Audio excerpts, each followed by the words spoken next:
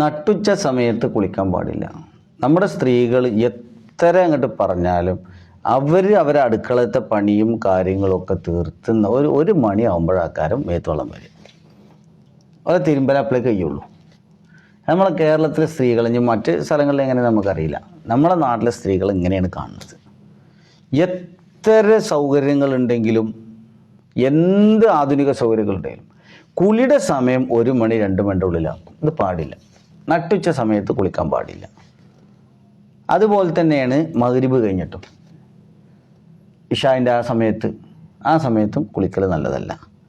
പിന്നെ വെള്ളത്തിലേക്ക് കുളിക്കുകയാണെങ്കിൽ കുളിക്കാൻ ഇറങ്ങുമ്പോൾ മുണ്ടെടുത്തിട്ടാണ് കുളിക്കാൻ ഇറങ്ങേണ്ടത്. എന്നിട്ട് ഇറങ്ങിയിട്ട് വെള്ളത്തിൽ നിന്നതിന് ശേഷമേ മുണ്ടൂരി മാറ്റാൻ പറ്റുള്ളൂ. അത്രമാത്രം. കാരണം പിന്നെ വെള്ളം അവിടെ ഔറത്തിനെ മറച്ചതുപോലെയായി, അതിന് കുഴപ്പമില്ല.